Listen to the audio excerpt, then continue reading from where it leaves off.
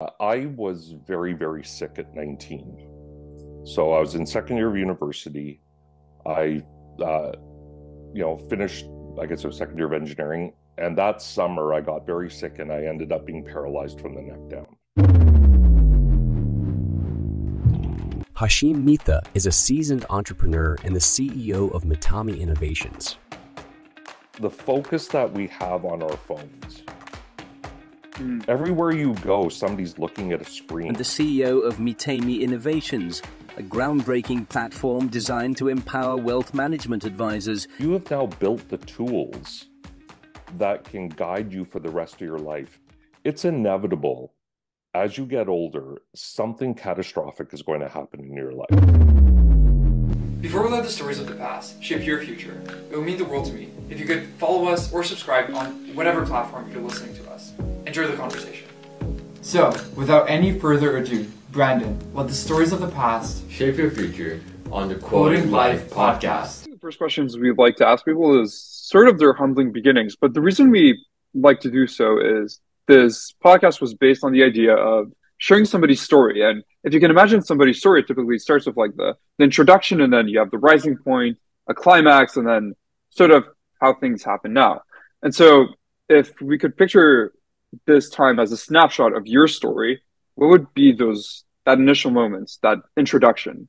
What would it be about? What do I need to know about your story from the very early beginning? From the very early beginning, that's a good question. The starting point for me actually was the first job I had out of university. So I got my degree in mechanical engineering from UBC and had focused on biomedical engineering. And so through school, I was working at VGH, implementing the use of robotics into surgery, and some really amazing projects. But when I graduated, there weren't any jobs in biomedical in Vancouver. And I ended up working for a company called Norpac Controls, which supplied equipment to the pulp and paper industry. And it's something that I had no interest in at all from an industry perspective. But the CEO of that company, a fellow named Andy Zox, was absolutely amazing. He ran an incredibly efficient operation. And at that time, their primary product line probably had about 70% market share. And so it was literally technical sales, engineering work, but it wasn't required that you had to go out and get business. It was just coming to us. And Andy realized that true value isn't in the product that you sell, it's in the value that you provide. And he created a program called Total Customer Commitment, which truly is about becoming that ultimate resource for your customer to deliver whatever they need in order for them to build their business. And if you can get to that point of trust with your customer, it opens a massive opportunity for you. So I learned really early on in my career, the value proposition to your client is critical in the building of any business. And so that just intrigued me into the world of being an entrepreneur. For me, it started off, I left Norpac, and a friend of mine kept complaining. He used to ride his bike to work, and he would complain that his seat and wheels would get stolen. Like he'd lock up his bike, but he'd come back at the end of the day and his seat's been taken, right? Because they're using quick release, right? So I invented a set of locking skewers for a bike that could secure your seat and wheels to the frame of your bike and easily be able to adjust as you needed, but it would prevent somebody from stealing them. And that process of engineering, design, prototyping, manufacturing, and then I patented that, and then I sold my patent. And that really intrigued me into the world of the commercialization of technologies. And that's where it all started for me. Interesting. So from what I'm getting from you is, I was listening to the podcast the other day, and they were talking about the different types of entrepreneurs there are. And it seems from what you're telling me is that you're the type of entrepreneur very much like an engineer. You see a problem and you want to fix it. Am I correct on that? Absolutely.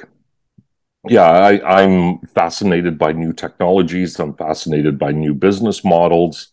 Um, I mean, the project I'm doing right now at MeetAmi Innovations, we got into the world of blockchain and crypto about 6 or 7 years ago, and we recognized that there was a massive gap in the market specifically for wealth management advisors and enabling them to invest on behalf of their clients. We're building technologies that have never been built before. We're delivering a learning solution to the market that is the only one of its kind in North America. This stuff's brand new, and we're battling every day. We're challenged with technical issues, business models, client adoption. It's a fascinating space to be. But even last year, we ended up winning the award in BC through the BC Technology Innovation Association um, for the most innovative company in the province. Yeah.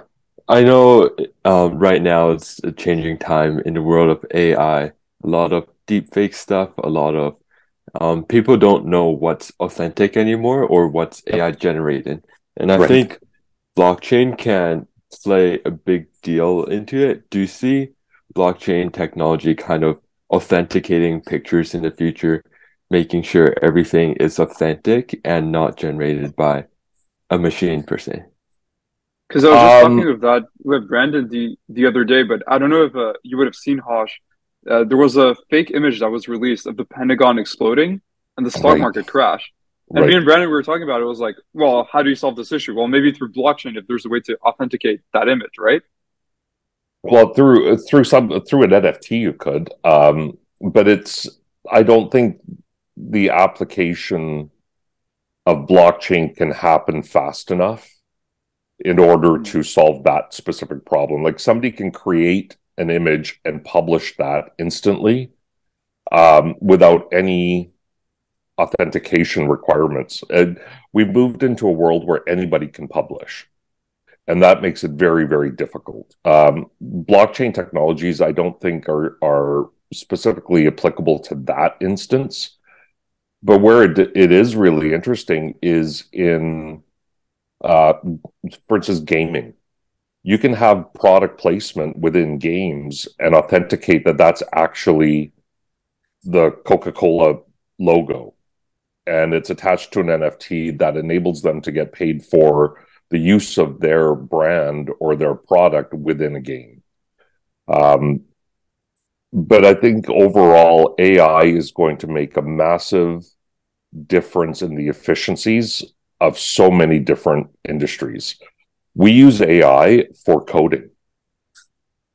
I've got clients because our clients are banks. They've got platforms that are built on COBOL. There's probably 6 people left in Canada that can program COBOL. Like it's a very, very old program, but these platforms have been around for 30 years. So the ability to take Cobalt code, leverage AI to convert that into something else, Python or whatever, make your changes and then put it back into Cobalt and apply it is incredibly valuable. We're seeing anywhere from 2x to 10x improvements in efficiencies on our dev team because of the use of AI. Hmm. That's quite formidable. Even at work, I'm seeing like how AI is being used to accomplish even like the simpler tasks, but also more complicated ones. And it's definitely quite fascinating how it's so much of a time saver. But also, what I'm wondering is your view on: do you think there's any big costs that are going unnoticed with the implementation of AI, even within your company? I don't know. Do you see it hurting even human relationships, maybe?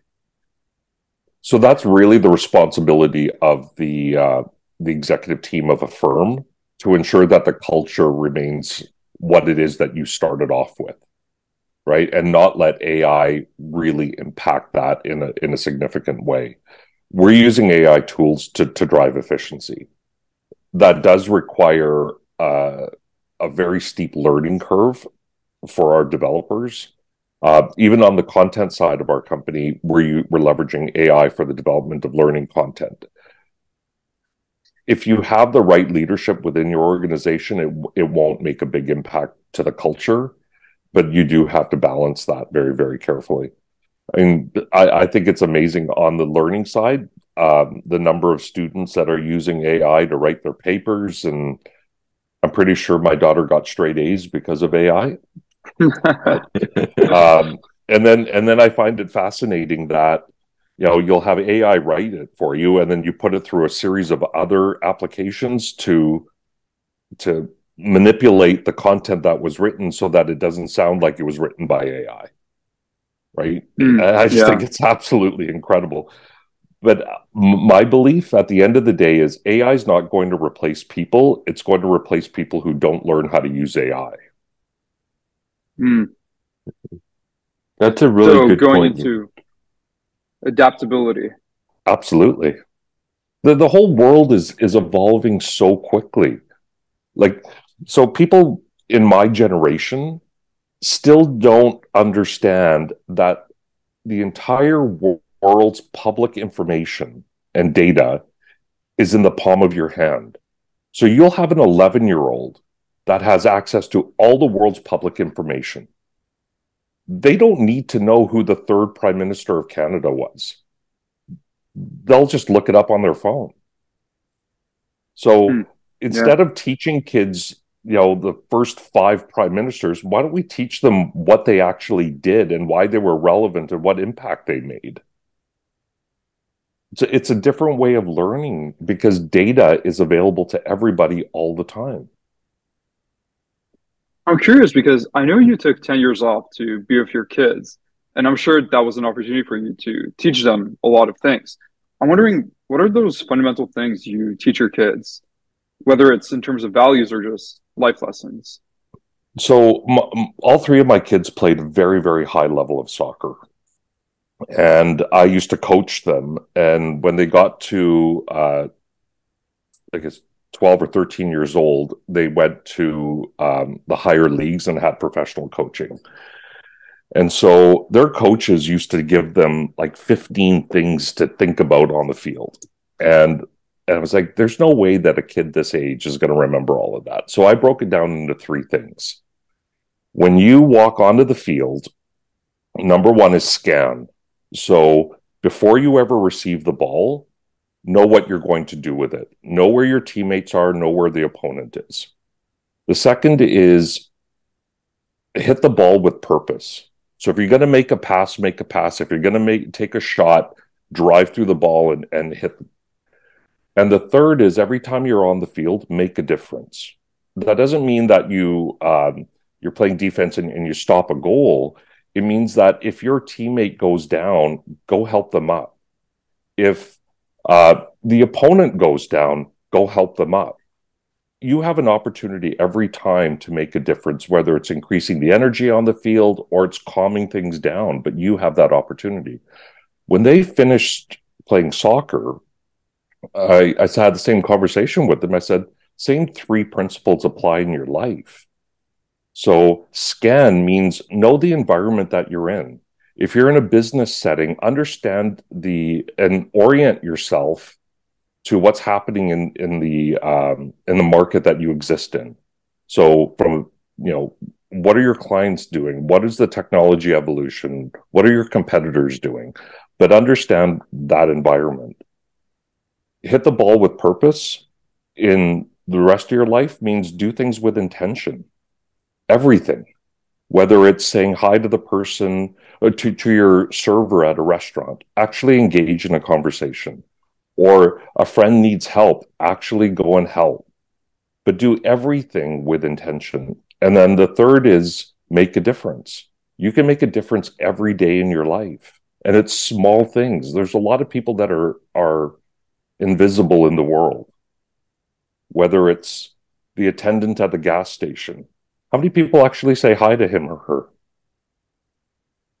Right? Actually take that effort and make a difference. And it's amazing what the returns are. Yeah.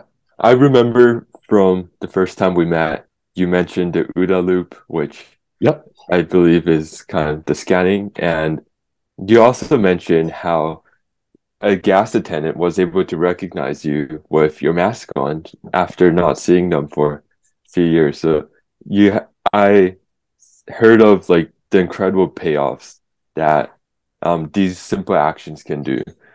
Do you have any models that you follow in your life? Do you have anything that you wake up and repeat to yourself? Or are these things like small things that you pick up and learn to apply day by day? So there's two things. One is I was very, very sick at 19. So I was in second year of university. I, uh, finished, I guess it was second year of engineering. And that summer I got very sick and I ended up being paralyzed from the neck down. And I worked incredibly hard to recover from that.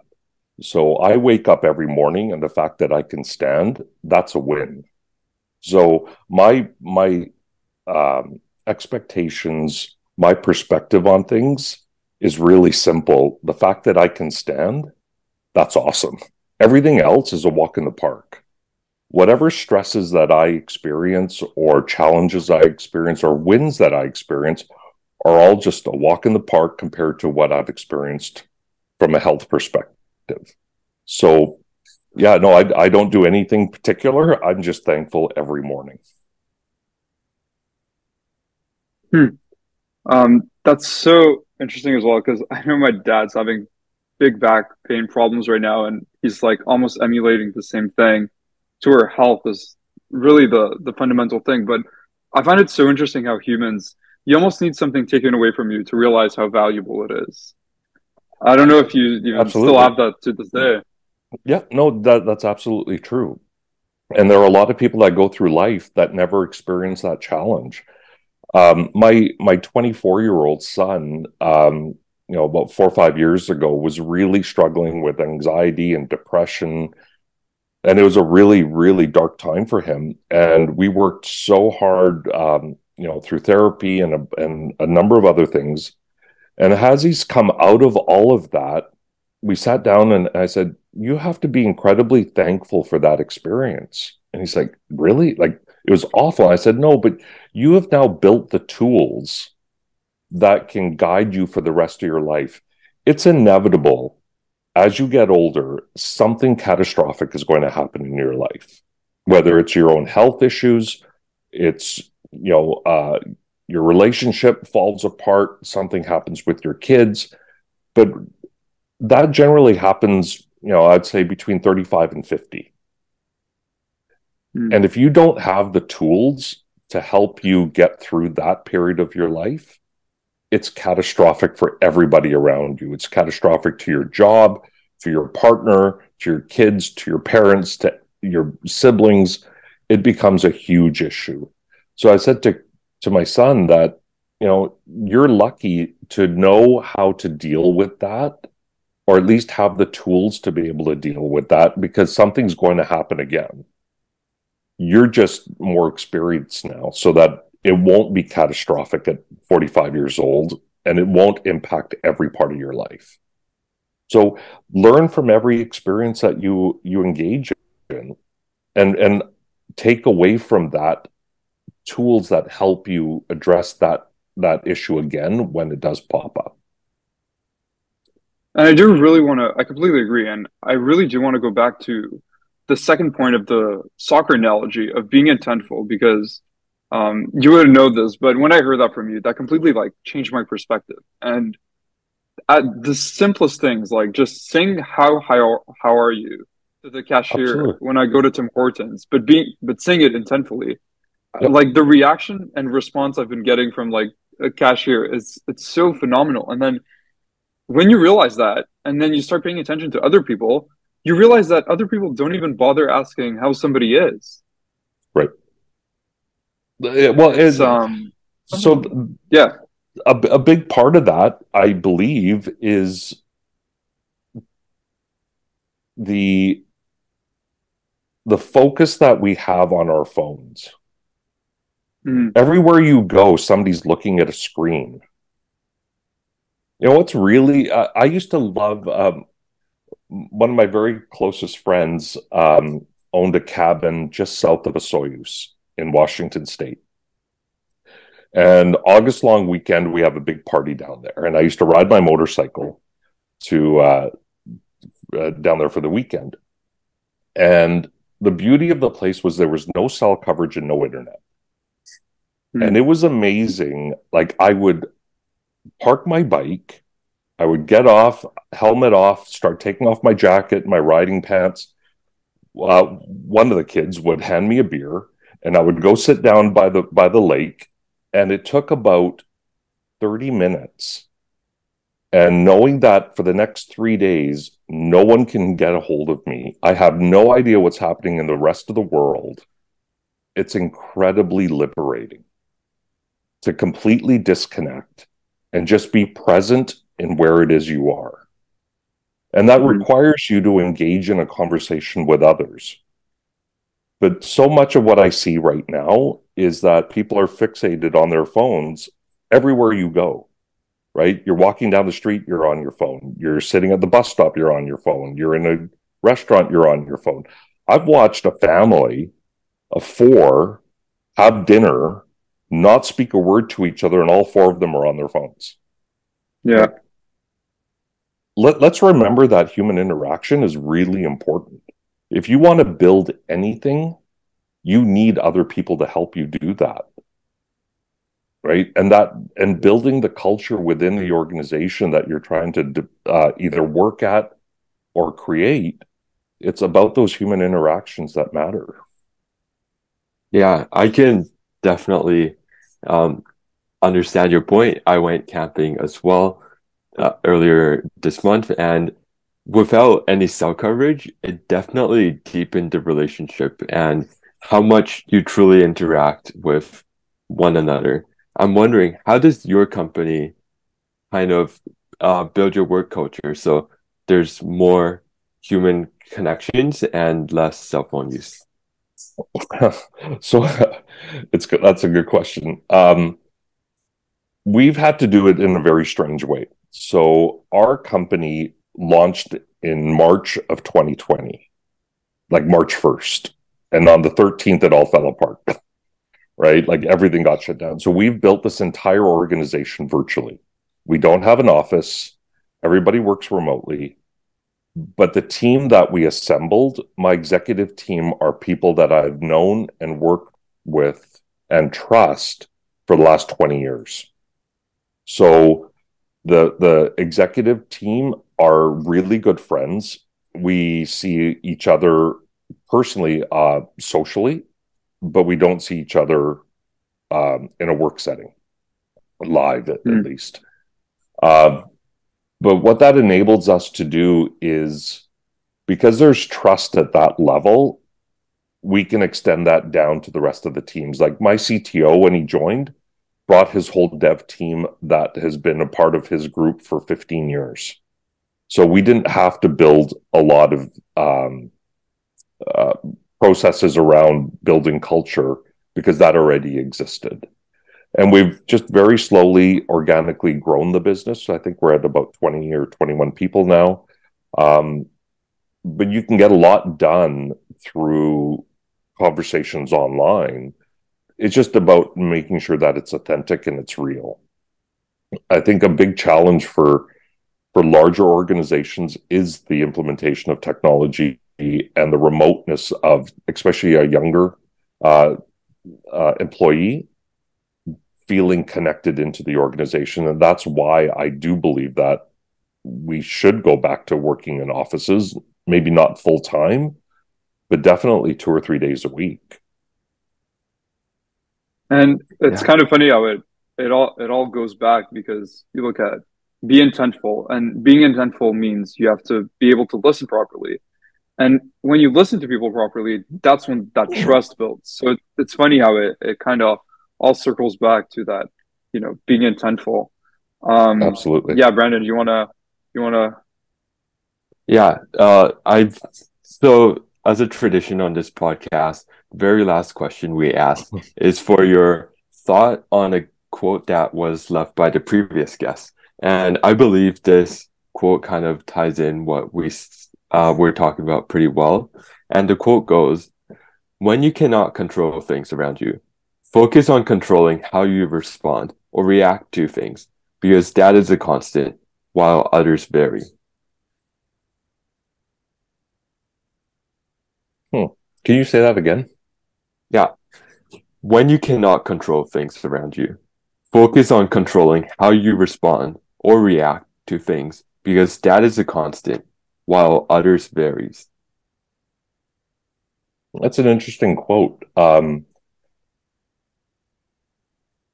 So for me, I love living in the world of chaos. I don't believe that we can control anything outside of our own reactions. So I think living in a world that, markets are evolving, technology is evolving, expectations are evolving. I think that's fascinating. I think it's super cool to live in that world and constantly adjust towards that. But I 100% agree that the only thing that you can control is how you react to that environment. It's hard. Like, there's a lot of people that struggle with um, a really chaotic environment. Part of it, what we look for within our own organization, is ensuring that we create the environment that enables an employee to be successful. So it's living in startup world is not for everybody. If you want a stable job and you're going to stay there for the next 20 years, don't go into a startup and don't try to start up a company. Like, that's just not your world. But that chaos, and I guess this goes back to my engineering background, that chaos requires you to come up with solutions really, really quickly. You need to solve problems really quickly. And that's what we focus on. And that's particularly I focus on. Awesome. Yeah. Thank you so much. Thank you so Your much. wisdom has been of great value. Excellent. I appreciate it, guys. Thank you so much for making it to the end of this episode. As a growing channel, it would be so amazing if you would take one more minute of your day to reshare this episode on any platform you're liking. Hope to see you next week.